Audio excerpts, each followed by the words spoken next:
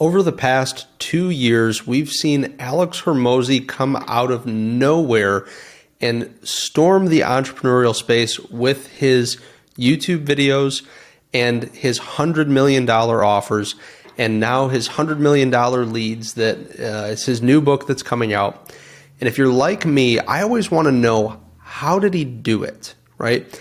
And when it comes to something like this, how Alex built a $100 million business on YouTube, it's something that I can't ignore. I have to figure out how he did it. And so over the past few weeks, I've been digging into Alex Hormozi's YouTube channel, into his business. And in this video, I'm going to share exactly step by step how he built his channel to generate over $100 million in revenue for his business, acquisition.com. And I'm going to take you through that. We're going to first go through the steps and what he did. And as we go, we're going to jump over to this document here, which shows the entire strategy of how Alex Hormozi is building his $100 million YouTube channel. So let's dive in.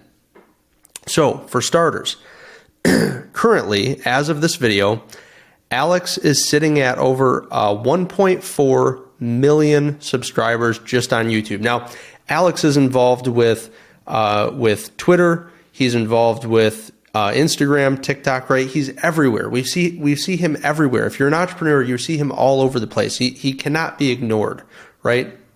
And he claims to have over $100 million in revenue. And at the end of this video, I'm going to break down specifically how it is that that's not only possible and likely, but why it's likely that he's probably over $200 million in revenue. And I'm going to show you the exact breakdown of how he did that and how I know that to be the case. So one of the things that's unique, I think really the thing that sparked the attention on Alex Hormozi is this key point of him talking about $100 million of revenue, right? And his claim of making $100 million of revenue. This is interesting because in the entrepreneur space, right, we see people, everybody was talking about how to make seven figures. And I think that if Alex would have come in and said, I'm going to talk about how to make 8 figures, it wouldn't have happened, right? It wouldn't have been as big of a story. But you've got somebody that came in a world where everybody, basically imagine this scenario. You're in a room and everybody's talking about making 7 figures, and you got a guy that comes in and talks about making 8. He's going to get a little bit more attention than the guys who are making 7 figures. But if you've got a room full of guys talking about making 7 figures, and you have somebody walk into the room that talks about making 9, right? It's a different story. All of a sudden, everybody, including the guys who are talking about making 7 figures, are giving attention to this guy. They want to know how he's doing it. And I think that the mindset is, even if I can't make it to 9 or I don't have a desire to make it to 9, this guy can even help me to get to 8, right? That's that messaging, that distance between going from 7 to 9 figures and actually having the results to back it up, I think is the tipping point that that got so much attention. Okay, so first we want to look at how Alex got started.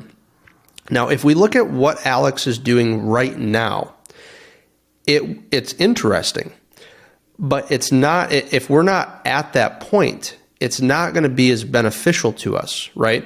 It's much better to look at where he started. If we're starting, or if we're in the early stages of our journey, it's much better to look at where he started and observe what he did then, because we want to do similar things. If we want to get similar results, we want to do similar things that's close to the stage that we're in. In other words, what did he do? What did Alex do when he was at the stage that I'm in, right?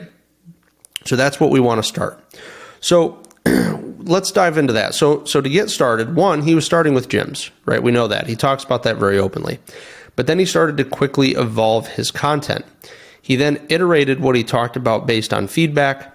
And the lesson here is it shows that you can change what you talk about on your channel. Let's take a look here at this specific spot. So I went to his YouTube channel and I found his oldest videos. We see the first one was from 5 years ago. I think everybody is looking at this video, 400,000 views, because everybody's going, where did this guy start? 5 years ago, and he's talking about, he's very young, this is different.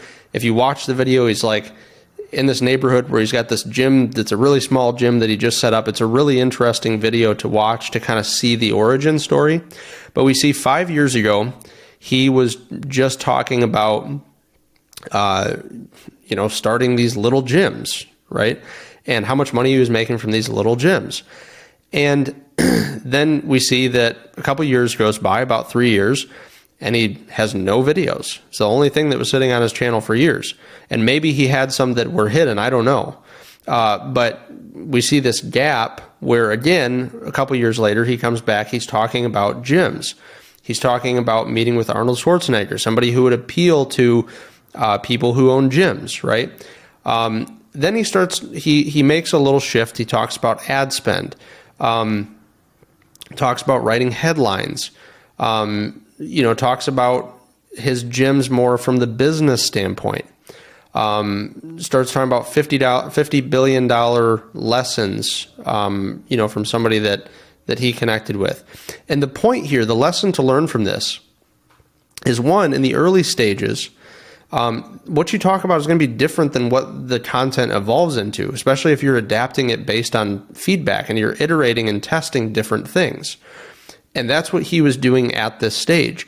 He was finding his message. He was finding his voice. You don't see any of these videos where Alex is talking about $100 million offers. Or you don't see any of these videos where Alex is talking about making $100 million, right? It wasn't there yet. None of us probably saw these videos as they were coming out. If you did, it was very early on, it probably didn't catch your attention. And this brings up an interesting point. I was talking to a good friend of mine, Steve Nixon, and Steve and I were talking about, niches. He knows that I'm not a big fan of people who really niche down. And, a lot of us have been told that we need to. And so we're talking about niches, and he was asking me, how do you go from working in one niche to working in another niche? How do you ascend and kind of go upstream, so to speak, in niches? Well, I'll give you an example. So essentially, this is the framework to do that. So you have a problem for the circumstances that you're in, and that's the niche. You come up with a solution to that problem that works and gets results and improves or solves the problem, and you create content from that. However, that new state that you're in, that new set of circumstances comes with a new set of problems. And if you went upstream and solving that problem helped you to grow either personally or financially, and you solved that problem and it leveled you up, well, guess what? That new level comes with a level of bigger problems. And so then you want to figure out how to solve those bigger problems to get to the next level. And when you solve that new, bigger problem and you have the solution to it, you can create content around, I had this problem, this was the problem that I had, this was the solution that I made. And that's essentially how Alex Hormozi went from talking about gyms and,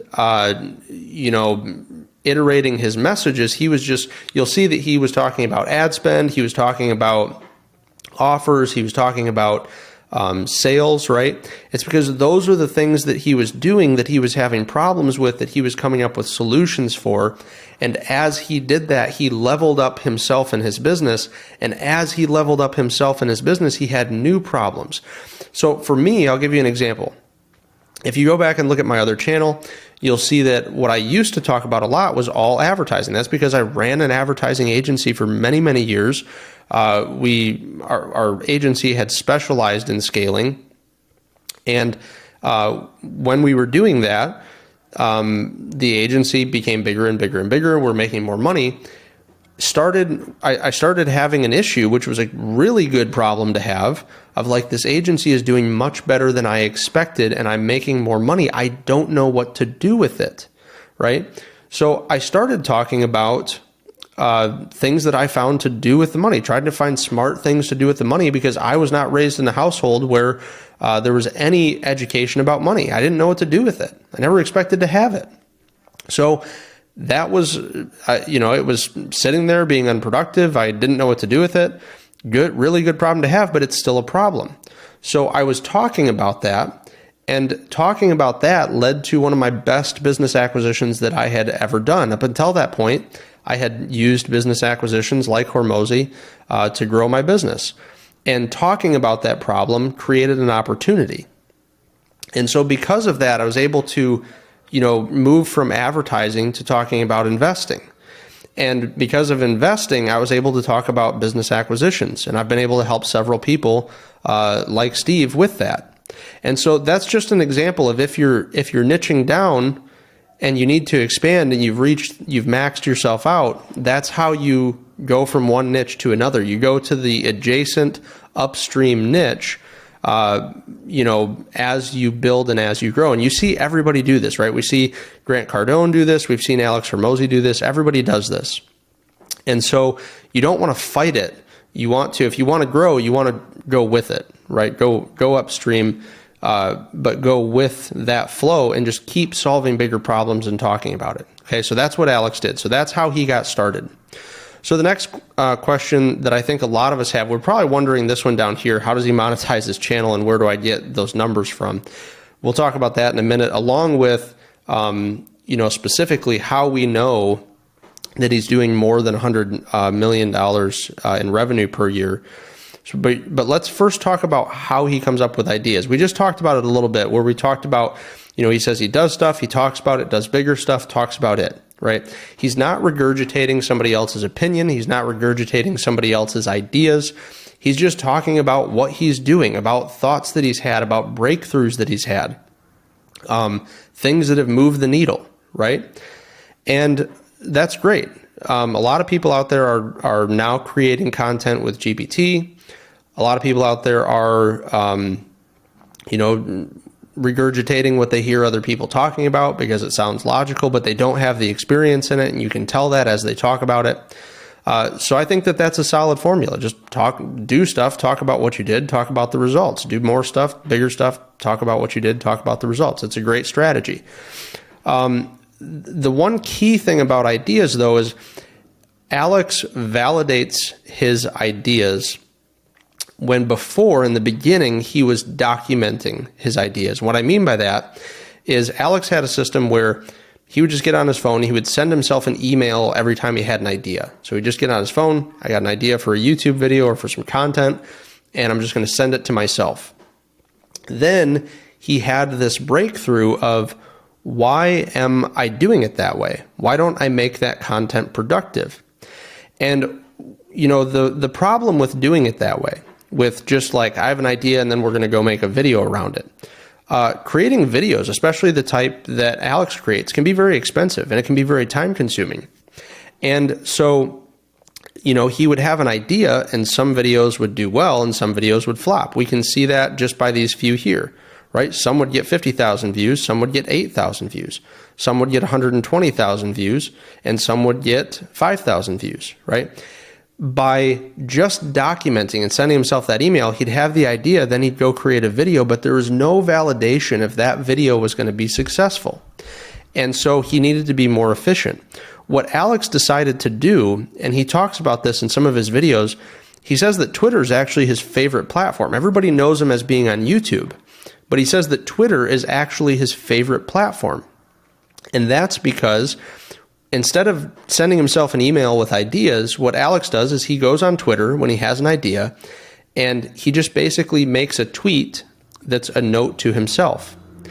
And based on which of those tweets perform the best, like of these three, he might choose this top one.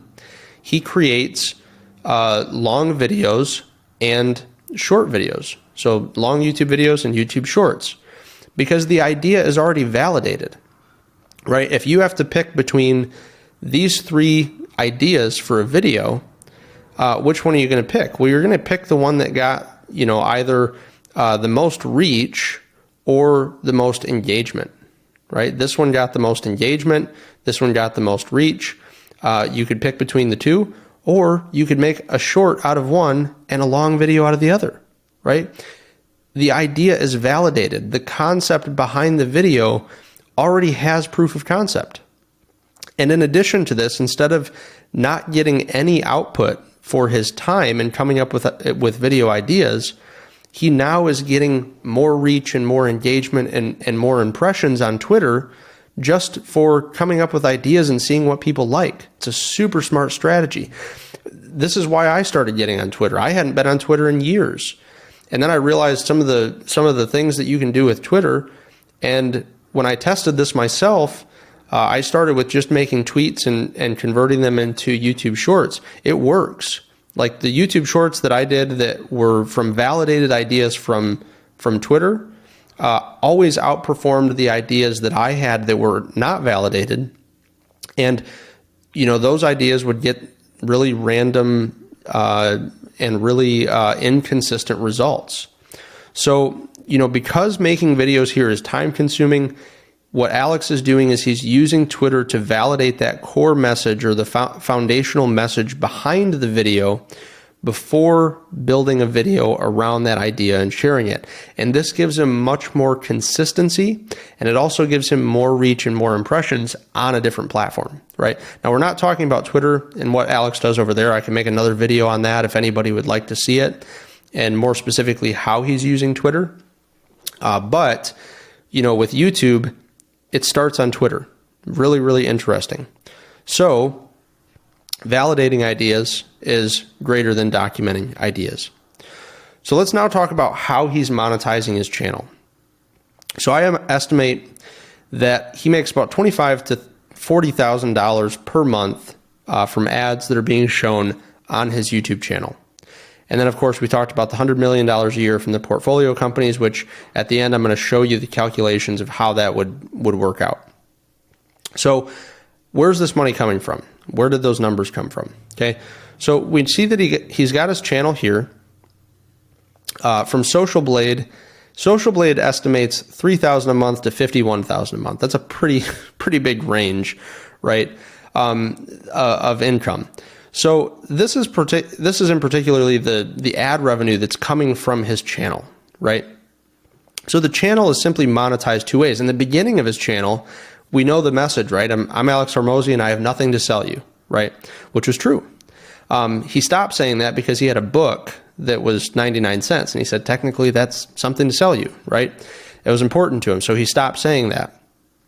But there's basically two areas that he's getting revenue from that's coming from his channel. One is the ad revenue that comes from the channel directly, right?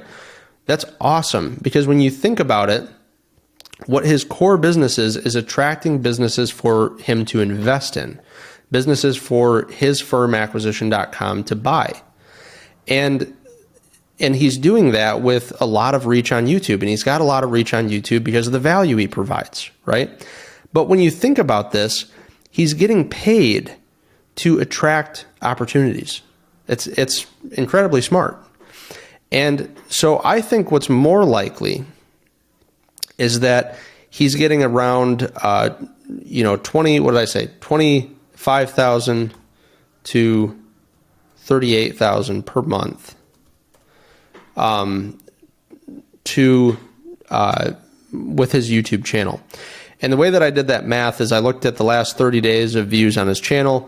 As of this recording, he had 12,897,000 views. I divided that number by 1,000, which brings us to 12,897 views, or excuse me, CPM, basically dividing it by 1,000. And I think for a channel like his, I think on average, his channel is probably making like $2 to $3 per 1,000 views on average that he gets from his channel, right? So that brings us to, if he's at the $2 mark, he's closer to the 25,000. If he's at the $3 mark on average, he's closer to the 38,000. But the key concept here is that he's getting paid to market his other business. Like that's the dream, right? Very cool. And we'll talk about that other business and why that's the core again later in this video, and we'll just call that Hormozi Economics, right? So that's how he monetizes. Now, before we get into, this over here of what he's actually doing on YouTube, let's just look at, there's 5 pieces of advice that I've found that have been beneficial as I was watching his content, as I was researching him for this video. And this is, I think, great advice. One, he says, just start, right? He talks about how important it is to just get started and not wait for everything to be perfect, and just keep doing it consistently. And you just need to start. Like, he started his podcast. It was not getting many views. He did it for many, many years before it actually started taking off. And so, like, the best time to start was yesterday. The best time to start was 5 years ago, right? Second best time is today. So just start. And when I decided to start this channel that you're watching this video on, I started it and I made my first video on the same day. Just start. Okay, it doesn't have to be perfect. This channel is made for videos that are specifically imperfect, which is why this channel exists, right? It's just thoughts. It's just ideas on marketing. It's just raw videos like this on how to do stuff. So just start. It doesn't have to be perfect. The second thing he talks about is do more stuff and then talk about the cool stuff you did. We already dove into that, but it's great because we don't want to create channels that just have content being driven from ChatGPT. And we don't want to just create channels that, are just replicas of what everybody else is talking about, right? We want it to be our unique experience. And so, the second part of just doing stuff and then talking about it, and then doing more stuff and talking about it, that's the way you create content. I created this video and got into why Alex is doing what he's doing and how he built up this channel, because I'm building up something similar. I do not desire to get to the scale that Alex is at. I have no desire to be at 100 million. Absolutely not. I've got a family. Part of the reason why. I have no desire to build a $100 million business. But I have a very similar business to what Alex does. And so, I was investigating what he did so that I could do something similar. And I needed to know exactly how that worked. And I wanted to share it because it's very interesting, I think. The other piece of advice is that big stuff takes time, right? It does take time. I remember when I was running my agency, people would come to us and they'd talk about these time horizons. And these time horizons were like, in the next 30 days, in the next 90 days. I was always impressed when I'd get somebody that would talk about in the next 6 months or the next 12 months, right? It takes longer than that. It takes longer than that. Most people, by the time it takes somebody to go from a lead to a sale, is more than 30 days.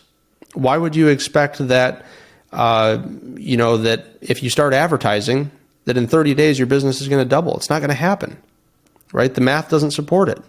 It takes time, and it compounds over time. That's great advice. That's one of my favorite pieces of advice, is just doing big stuff takes time. And the bigger the stuff you do, the longer it takes, right? And the other thing is be consistent for a long time. That goes in line with part 3. It takes a long time to do this big stuff, and it only comes if you let the work compound, and compounding only happens if you do it consistently. So be consistent for a long time. And then 5 is iterate and improve over time. One of the things I like about Alex's videos is that he wasn't afraid to iterate and change and just get in front of the camera and just try something. And it made me think of something that Mr. Beast said about YouTube is, he said, you got to make 100 videos and try to just improve one thing with each video.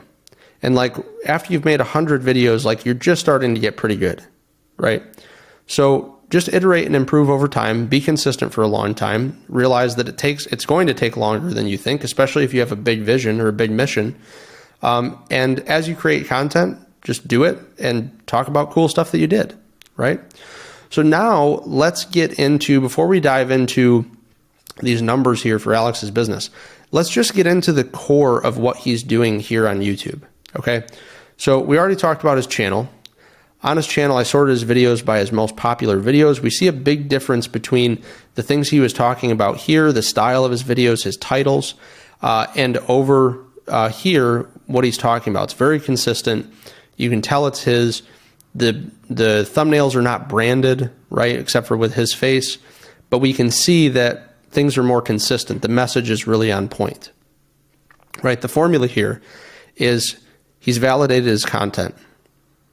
He has consistent volume with when he produces videos. Now, in the beginning, I think he specifically said, like, I don't have an upload schedule. So, ring the bell, subscribe and ring the bell if you want to get updates when I publish new videos. Now he has a publishing schedule, right? You can see that very clearly.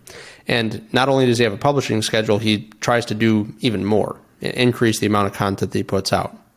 And like we mentioned, he's optimized his thumbnails and his titles to be really on point with his message and to be really dialed in with what works for his channel. And when you watch one of his videos, right, when you pick one of these videos to watch, personally, I very much enjoy watching Alex's videos. I always learn something. They're entertaining. He's funny. He's got a great personality, great sense of humor. They're educational, and he's just a likable guy, right? So it makes his content really easy to watch. And when you watch it, you tend to watch a lot of it. At least I do, right? I think there's been a handful of times where I've decided to watch one of his videos and I've gotten pulled away. In most cases, I sit and watch the whole thing, and if I get pulled away, I come back and I finish watching it. And I have, in the beginning, I wasn't a fan of the guy, to be honest. I wasn't that interested in what he had to say in the beginning. One of the things that changed that for me is, he's helping people to make these shifts with his content. So as we're talking about the content here, that's a lesson, is that the content that you create for people, you want them to have a shift to see, I'm at this point now, and this is where I want to go, right? And now with this content, I have had this shift in my mindset to see how I could get there. And for me, my viewpoint on Alex Hormozi changed when he had the, I think he called it like $100 million diet or something like that. And that was the first of his videos that I really, really watched. And when I watched that video, I'm still in, my health and weight loss journey. I had a bad shoulder injury, had, some surgeries. It was a really long road to recovery. And in that time, which was over a few years, I had become very obese, and I had gained a lot of weight that was very unhealthy. And when I watched that video, just from what he shared in that video, right? He could have said, I'm going to not share everything, and I'm going to make it a 10-hour course, and I'm going to, I'm going to make it so that you've got to pay $20 or $30 to get this video. He could have done that, but he didn't. And the fact is that when I watched that video, I had spent at that point thousands of dollars trying to improve my health. And when I saw that video, everything was clear, everything made sense. And then all of a sudden, I started implementing what he was doing and what he recommended. And lo and behold, I started losing weight when nothing else worked, right? That's the power of his content, is it's so good that in one 30-minute video or 15-minute video created a shift for me in my health. And now I've lost almost 30 pounds just from that video, just from what I learned in that video. And that's when he talks about just giving things away, that's the power of that, right? So great content, usable content that we can implement, content that I'm particularly thankful for because of the improvements in my health, and they continue to improve. Now, below the content, right, we have the description, and the description for Alex here is really key. There's a couple things that he does in the description. We're not going to talk about the SEO strategies behind his videos or anything like that, although he is doing some things in the description and with his videos for that. But that's really, in my opinion, not what's having the biggest impact on his channel. Most of his descriptions, most of his videos, most of his descriptions are the same. Most of the tags in his videos are the same. The tags on his channel is very similar to the tags in his videos. The titles don't usually have keywords in them, right? They're more clickbaity. So I don't, even though there is some SEO happening here, I don't think that there's as much of an SEO play with his videos. I think that the first thing we need to see about his descriptions is that they're simple and they're focused on making a better user experience, better viewer experience, right? They've got the chapters with key moments. They're short. You don't feel like you're missing something if you don't read it. And if you do read it, you can skim it in about 3 seconds.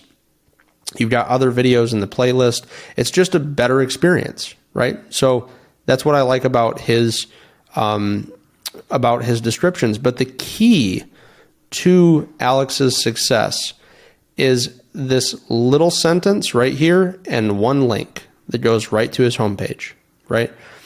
We're buying 1 million to 100 million EBITDA founders, which to me is a very funny way to say that. Sounds like they're buying the founder. Buying companies of that size. We invest and help you scale faster. What they do to find out more, not to have us buy your business, to have us invest, to find out more, apply here. It's very, very calculated the way this is all written. For starters, one, we're buying businesses, right? We're buying, okay? The size, he doesn't say, companies that have $1 million to $10 million profit. He says companies that are $1 million to $10 million EBITDA. Right? If you don't know what EBITDA is, you're probably not the right fit for them to buy you, right? So that's, again, a filtering tactic. What they do, they invest to help you scale faster, right? Very desirable. And specifically to find out more, apply here. And I like that phrasing because to find out more is low commitment. That's like, to me, that's kind of like having a learn more button versus a shop now button, right? They're both a button. They're both 2 words.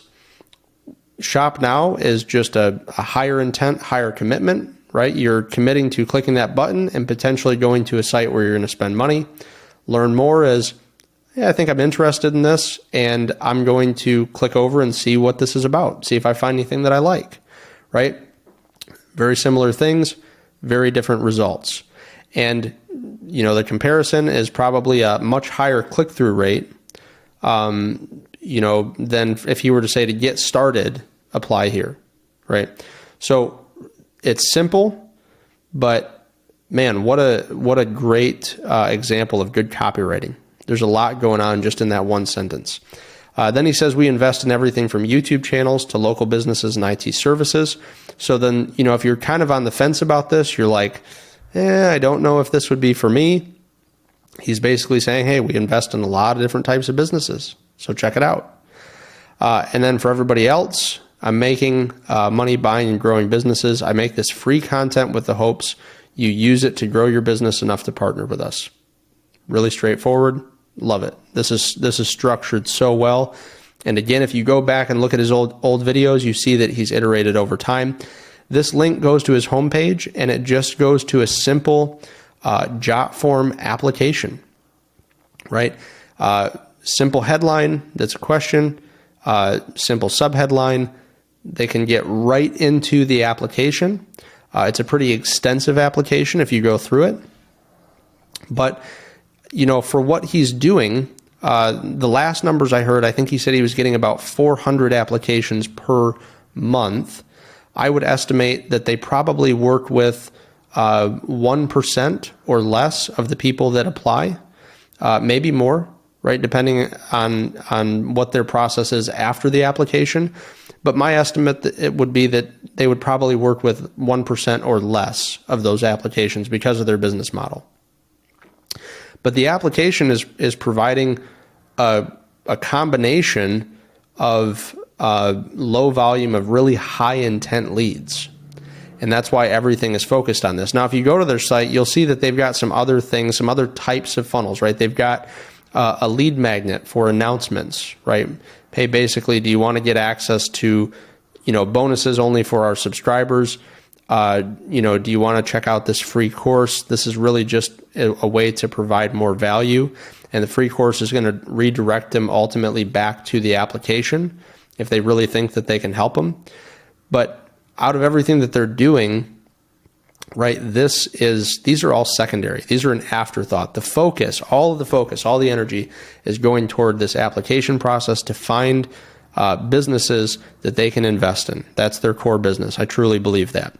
Now, there's one other really cool thing that they're doing, and that's happened with Alex Hormozi, with his business, that's amplified his success. So we see this, he's got his core channel, what he talks about, his core channel, and acquisition.com. This is an interesting thing though. Success leads to attention, which leads to more success. Now, typically this process, success leads to attention, which leads to more success. After a while, the success draws attention and the success draws competition. However, Alex has protected himself by leveraging a personal brand, Alex Hormozi, in front of his core company, which is acquisition.com. Very, very smart. Acquisition.com, if he were to just build that as the brand and a standalone brand, we would see much more competition in the marketplace than if he put his personal brand in front of it like he did. Because brand is an economic moat, or a moat that protects a company. There's a few different types of moats: network effects, scale, brand, switching costs. The list goes on and on.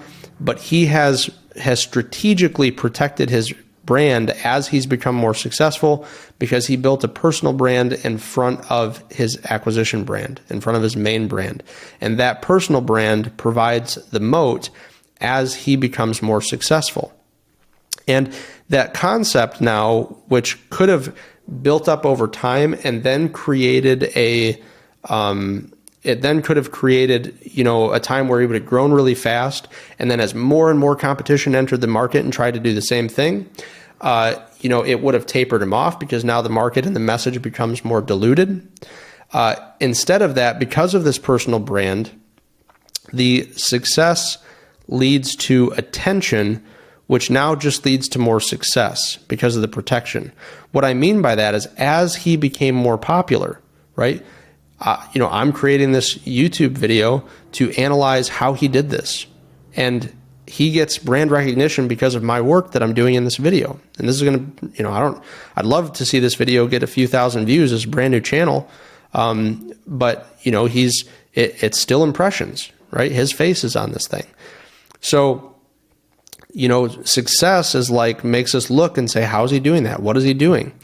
And as that continues to happen, we see all these other channels that want to talk to him, right? And they can get his attention because they've got a big following. So now, not only does he have his following and his core channel, but he's got all these other people talking about the things that he did, because it's big and it's impressive and it's newsworthy, right? Success leads to success. It leads to attention. And attention leads to more success if it's done right the way that he's done it. So we've got all these different YouTubers that have built up their own audience and their own market that are drawing attention to him. And his face is on their thumbnails. And his name is in their titles. And people in their audience are watching what he did. And then when they watch what he did, they go and they follow him. And the more success he gets here, the more success he gets out here. And the more success he gets here, the more success he gets here. And it just self-replicates. And it's a feedback loop. And it's a flywheel effect of his content business. And it's something that I think is, we see it, and we've probably all seen other channels that are using Alex's story and talking about what he did and asking to interview him. He's even getting parodied, right? We see that all of these things that are happening, it's just a flywheel to help him grow his core business, do more impressive stuff, attract more attention, attract more success, while at the same time making it very difficult for people to replicate, right? So that's essentially what his process is on YouTube, how he's gotten what he's gotten on YouTube, how he's done what he's done, how he's building his core business, acquisition.com. So let's look at the numbers here. Hormozi Economics. The last video I watched, I really truly believe he's at more than this now, but let's just go with these numbers, because this is really key to how this all works and why this is so successful. So he said he's making $13 million per month. I think he even shared a screenshot of the companies, that and what their revenue was each month. 13 million per month is $156 million per year in revenue. 13 million multiplied by 12. What this means is that he doesn't have customers, right? He's not selling a coaching program. He's not selling a course. He's not selling agency services, right?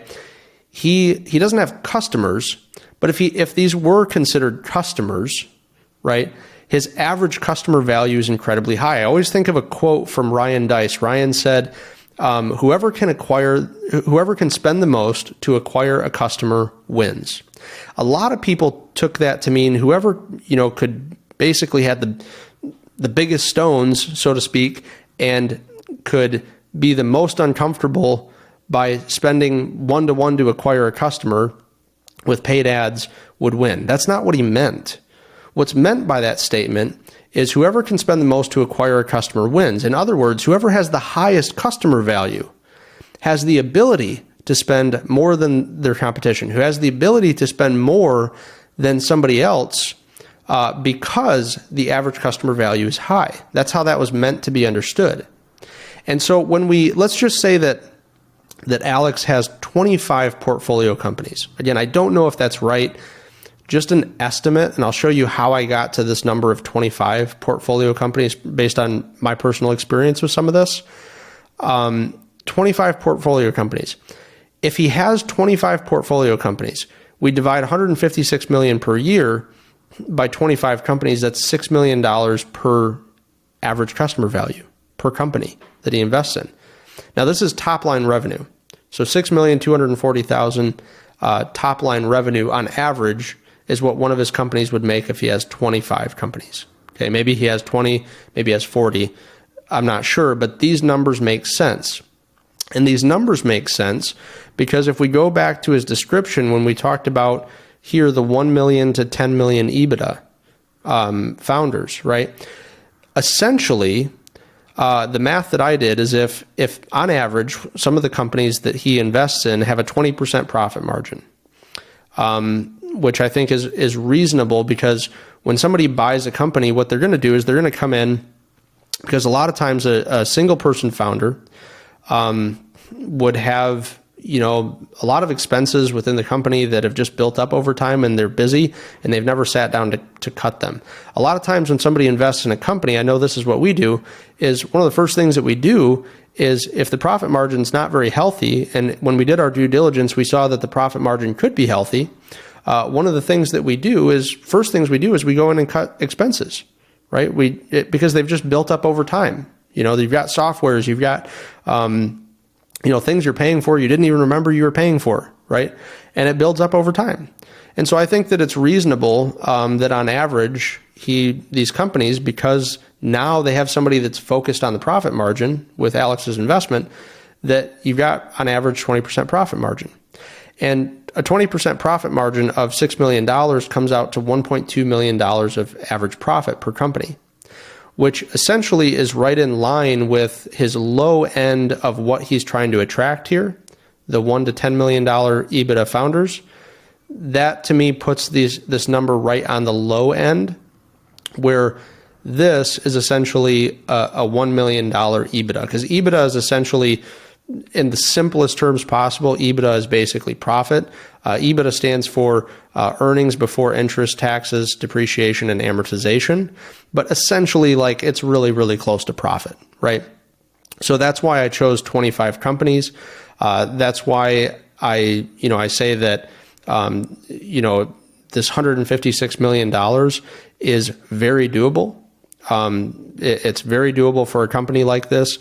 If they're, acquiring, they've been in business for 2 years. If on average they acquire one business per month, then, they would essentially be at 24 companies.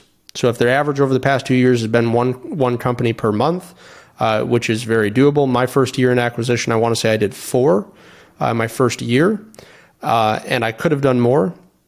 So 1 per month for somebody that's got a full team is very doable. And if this is their standard and this is what they're trying to invest in and this is who they're attracting and they've got a high enough volume of applications, they absolutely can be doing that. And they absolutely can be hitting $150 million plus in revenue with this model, 100%. Okay. The point here, the main point of all this, as we wrap up this video and how this all works, the main point here is that if you're viewing that portfolio company as a customer, as a client, as a partner, however you are, that's an incredibly high average customer value. I remember reading Expert Secrets, Russell Brunson, and in Expert Secrets, he talks about the value ladder, right? Ascending people up the value ladder. And in, I believe, the first version of Expert Secrets, he talked about the one service that they have where they would build the funnel for you. You could have ClickFunnels build your funnel, and it was $1 million, right? And people were like, wow, that's a really high average customer, or, it's a really high customer value. Even if he does just 1 per year, that's $1 million per year, right? That's the thought process that goes through his head.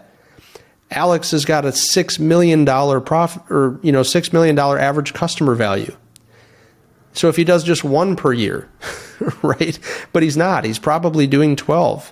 And at this point, they may even be getting into a point where they're doing 2 to 4 acquisitions per month, which is how, if you look at some of his recent videos, he talks about growing a business to $1 billion.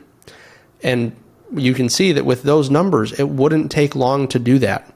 This is very real. This is very possible when you understand business acquisition.